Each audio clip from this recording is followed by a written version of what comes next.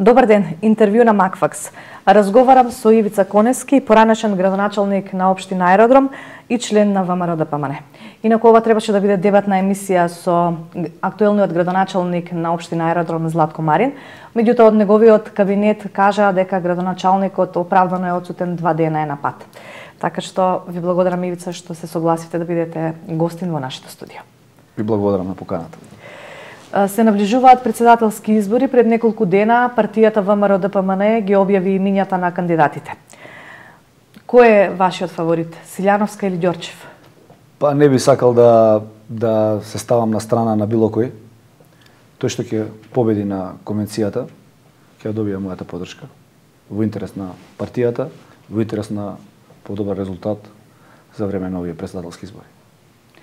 Има ли шанси ВМРО-ДПМН на председателските избори? Па ВМРО-ДПМН, ја мислам дека се зависи од колкави се шансите, се зависи од политиката која што ја води актуелното раководство. Ја не би сакал, ја во природа сум оптимиста, не би сакал да давам песимистички изјави. Ќе оставиме да видиме како ќе се одвива целокупната кампања и после тоа ќе можеме да анализираме околу изборниот резултат.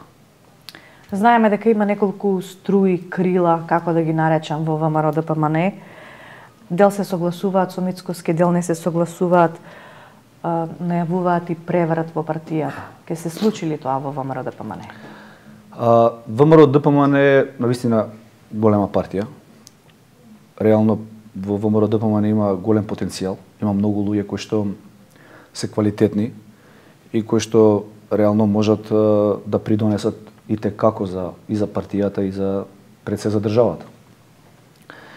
Сегашната состојба се базира на изборот на актуелниот председател, на Христијан Мицкоски. Тој си го бира својот тим, своите луѓе.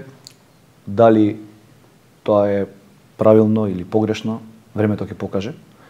Сепак ќе видиме врз база на резултатите кои што следат за време на председателските избори, дали Христијан Мицкоски ја води партијата во вистински правец или ја води во погрешна насока.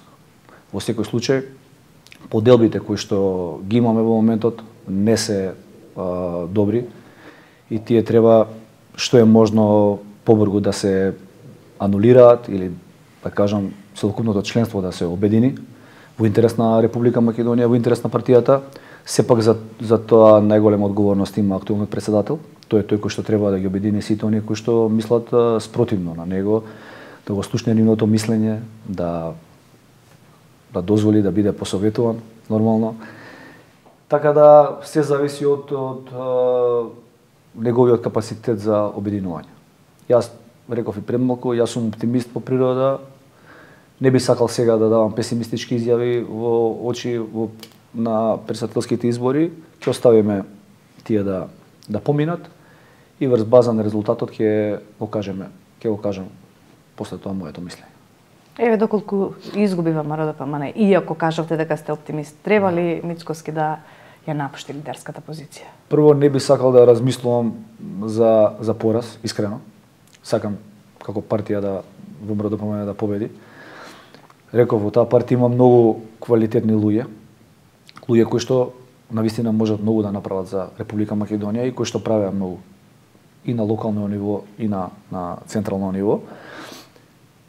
Доколку не се обединат сите тие луѓе кои што се квалитетни во самата партија и доколку се изгуби на председателските избори, како резултат на таа разединетост, мислам дека Христијан Мицкоски треба сам да го напушти лидерското место.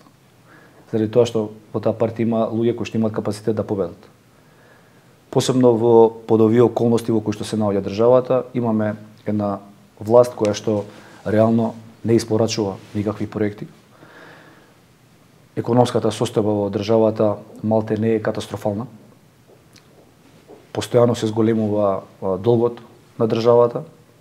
Немаме никакви инвестиции, ниту капитални инвестиции.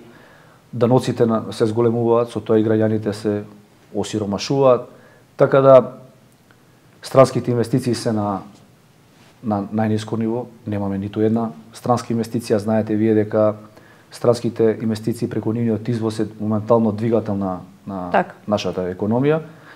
Така да, покрај овие катастрофални состојби во кои што се наоѓа државата, ние ако изгубиме на овие претседателски избори, Христијан Мицковски мислам дека треба сам да замине во интерес на партијата, во интерес на Република Македонија. А каков е човекот кој што треба да ги обедини сите ВМРО-вци според тебе? Па, првенствено треба да има, според мене, конгрес на кој што ќе се пријават поголем број на кандидати, не да биде како минатиот конгрес со еден кандидат, на кој што на самото членство нема да му даде можност да бира. Мислам дека треба минимум 5 кандидати да има на наредниот конгрес. Демократски конгрес. Да има, да биде демократски конгресот и да се остави на самото членство да го избере претседателот. Во рамките на партијата, реков јас, има многу квалитетни луѓе кои што сега се на страна, кои што воопшто не партиципираат во органите на партијата, ниту во Централниот комитет, ниту во извршниот комитет, а се многу квалитетни луѓе. Така да очекувам наредниот конгрес, наредниот избор да има можност членството да бира помеѓу поголем број на квалитетни луѓе и да го... Јас сум сигурен дека ќе го направат правиот избор и ВМРО-ДПМН многу брзо на наредните парламентарни избори, тоа е за една година. Мислам дека многу брзо ќе победи, ќе дојде на власт и ќе насочи Република Македонија во вистински правец.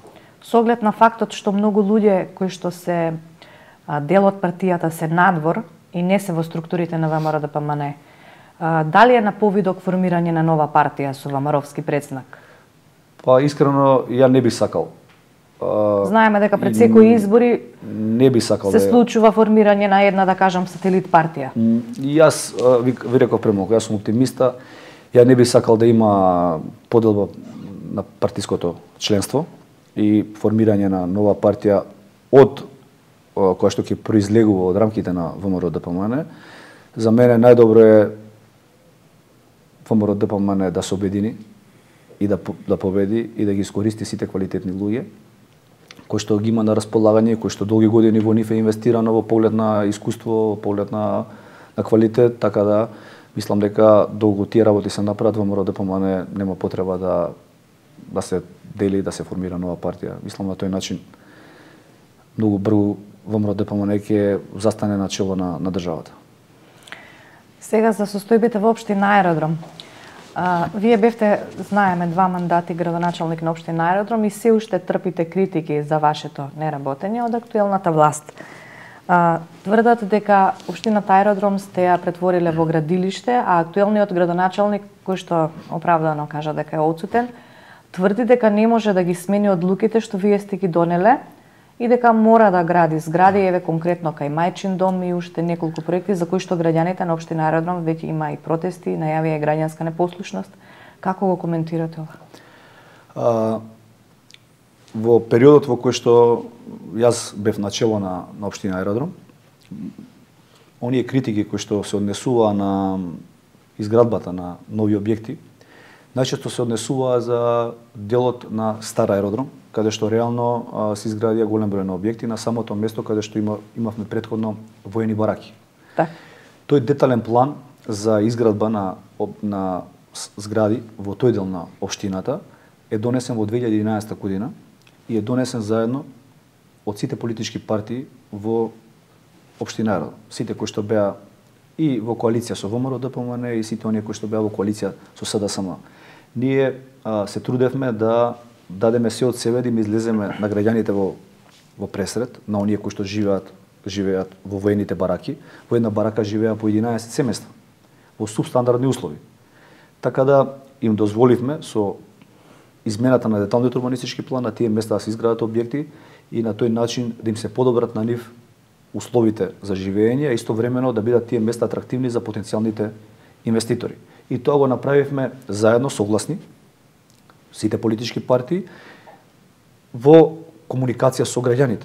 Го направивме во интерес на граѓаните. Меѓутоа, што се случи подосна? Подосна во оние политичка борба, во борба за што е можно повеќе обвинувања, опозицијата тогаш на сегашната власт заборави практично дека и таа го поддржуваше тој план и таа гласаше да се донесе тој детален урбанистички план. И одеднаш почна обвинувања за новите градби кои што веќе се реализира врз база на тој детален урбанистички план. Инаку за тој детален урбанистички план, верувате, немаше во тој период, во 2011 година, никаква забелешка. Се носеше тој детален план најтранспарентно, ви кажав, поддржан од сите политички партии. Јас во 2013 година победив убедливо во тој дел на општина Аеродром, заради тоа што граѓаните го поддржуваат тој детален урбанистички план. Политиката го направи своето. Тие обвинувања постојани по социјалните мрежи на некој начин ги сензивизира самите граѓани кои што, да речеме, не живеат таму во тој дел, него не беа дел од старото население, туку најчесто се буне оние кои што поголемиот дел од граѓаните кои што дојдоа да живеат во тие нови објекти кои што се изградија и кои што секојдневно ги чувствува, да кажам, негативните ефекти од секојдневното градење на градежната механизација. Ниту парк нема, ниту тој простор е целосно загушен. Сега се гради и кај Мајчин дом. Во тој дел Дали е тоа ваш проект? Во тој дел наследен, како што тврди Марин. Сега ќе ви објаснам и за Мајчин дом. Во тој дел на општината, во самиот детален урбанистички план кој што е носен, предвидува во рамките на самата парцела 30% зеленило.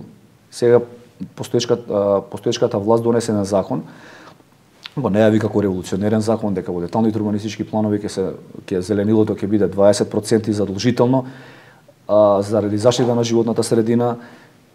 Ние во тој период без тој закон го донесовме деталниот план каде што предвидовме 30% зеленило во рамките на самата парцела. Така да тие беа работи кои што ги превземавме во тој период, да им излеземе во пресред и на граѓаните и во интерес на општината, меѓутоа се исполитизира целата таа наша активност и резултатите за време на изборите во 2017 година за жал беа негативни во однос на моето работење. Така да има време граѓаните да увидат во од тоа за кое што гласале и да направат разлика за сето она кое што се работеше во минатото и кое што се работи сега. За Мајчин дом само да ни објасните. За Мајчин дом деталниот урбанистички план е донесен во време кога јас бев градоначалник. Го донесе Советот на општина Аеродром. Јас тогаш на неколку дебатни емисии кажав дека во тој дел на општината тоа е приватно земјиште, уште во 90-тите години, градежно приватно земјиште, по генерален урбанистички план, по детален урбанистички план во тој појас изграден е Капитол, Рударски институт, Палма, практично голем број на објекти. Мислам дека реакциите за ова земјиште пред изборите беа исклучиво да се соберат политички поени и тоа се докажа денеска, кога имаме ситуација во која што порано се обвинуваше, денеска се одобрува градба на таа парцела, што е спротивно на сето она што се ветуваше на граѓаните. Заради тоа што одобрението за градба е дадено во време кога актуелен градоначалник е од редовите на Социјалдемократскиот сојуз, додолку имаше желба и додолку постоеше чувство на да кажам сето она кое што се ветуваше дека треба да се исполни, тоа не требаше да се дозволи. Јас стоев позади моите одлуки и денес стојам и сметам дека во тој појас, во тој дел на општината, тоа е градежно земјиште, уште од 90-тите години продадено е како градежно земјиште, по генерален урбанистички план, по детален план во тој појас голем број на објекти има, така да граѓаните поверуваа на ветувањата на актуелниот градоначалник и со право реагира на тој начин, заради тоа што сите оние ветувања кои што им беа давани за време на изборите не беа реализирани од негова страна. Инаку тоа земјиште од инвеститорот кој што беше претходно, кој што имаше желба претходно да инвестира, по завршување на изборите го пропушти земјиштето и го препушти на самата банка која што претходно го имаше дадено под хипотека, комерцијална банка, заради тоа што сметал дека нема да има можност да гради таму, заради тоа што актуелната опозиција во тоа време, постоечката власт, тоа и го најавуваше преку медиумите. Така да во времето кога актуелен градоначалник е од редовите на СДСМ, тоа земјиште припаѓа на Комерцијална банка. Градоначалникот можеше тоа земјиште да го откупи, да го претвори во парк и на тој начин да се го исполни своето ветување во интерес на граѓаните пред се. Меѓутоа, од кои причини тоа не го направи, тоа ќе треба да го прашате него. И мислам дека сигурно има некое свое продолжение кое што ќе ви го даде. Јас баш ќе ми беше драго да го слушнам спротив мене кое ќе биде неговото продолжение.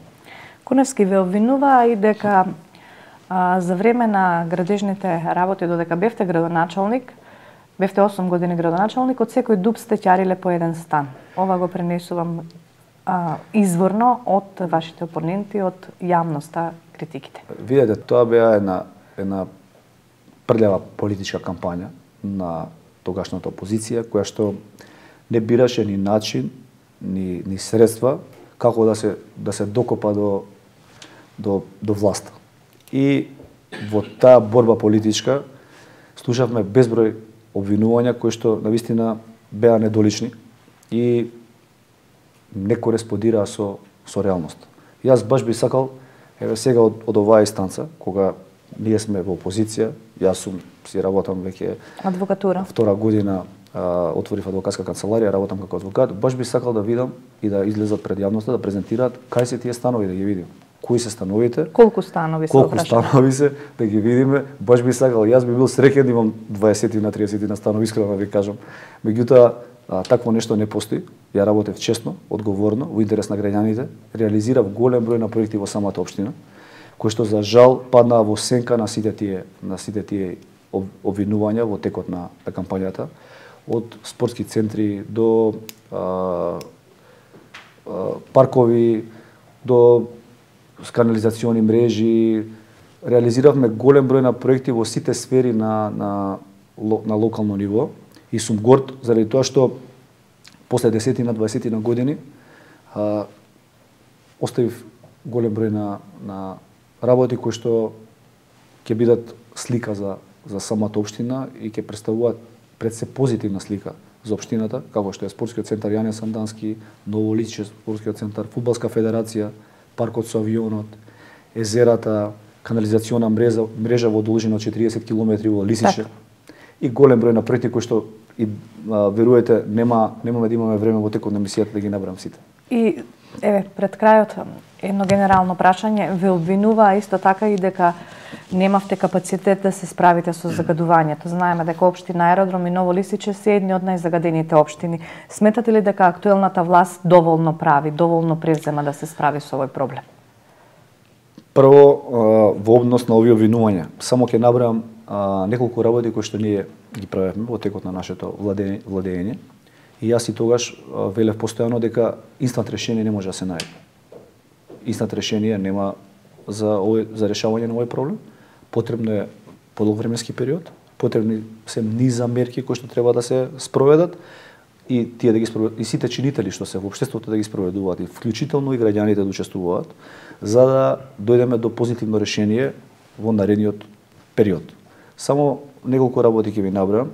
Улиците во градот Скопје се прска постојано со калциум, магнезиум ацетат. Так. Тоа беше пример што е земен од Лондон. Секојдневно се прска улиците во време кога имаше најголемо загадување. Се гасифицираше клинички центар, кој што беше еден од најголемите загадувачи во централното градско подрачје. Сега загадувачи и чаир. Се ставија филтри на сите фабрики околу Скопје. Усие, цементара, железара. Се набавија нови автобуси. Старите автобуси кои што беа најголеми загадувачи се заменија со нови автобуси кои што во тоа време, кога беа набавени автобусите, беа најеколошки автобуси. Еко 4 мотори има, кои што минимално нормално загадува и кои што придонесува многу во подобрување на состојбите со воздухот. Се набавија и мерни станици за граѓаните да видат како е загадувањето. И тогаш и се отвори темата за загадувањето. Што имаме денеска? Ниту се прскаат улиците. Ниту една институција не е гасифицирана. Сега се отвара, после 2 години од владењето на оваа власт, Сега се отвори тема за гасифицирање на клиниката во Чаир. Так. Автобусите новите не можат еден тендер да распишат, да ги обноват, да ги реконструираат и се пуштаат во погон старите автобуси кои што се загадувачи. Нов парк еден не е направен во градот Скопје, за разлика од претходно, каде што се пофалија дека засадиле дрвја, кои што многу брзо растеле, не биле грмушки како вашите. Добро, видите, тоа се смешни работи за сериозна една институција, како што е градот Скопје и како што е владата на Република Македонија. И овој пристап на самата влада е доволен показател со какви луѓе имаме работа, дали те имаат капацитет да го решат овој проблем. Верувате, пола година помина од владењето на оваа политичка гарнитура, тоест 2 години помина, пола мандат помина речиси. Ја ви гарантирам дека е уште 2 години од локалните избори, ја ви гарантирам дека ништо нема да направат. И дека воздухот секоја година ќе биде позагаден и позагаден заради тоа што се зголемува бројот на население во самиот град, да, така. А од друга страна не се преземаат никакви мерки за подобрување на условите. Буквално никакви мерки. 2 години имаме, исто како да немаме локална самоуправа, препуштени се работите сами на себе.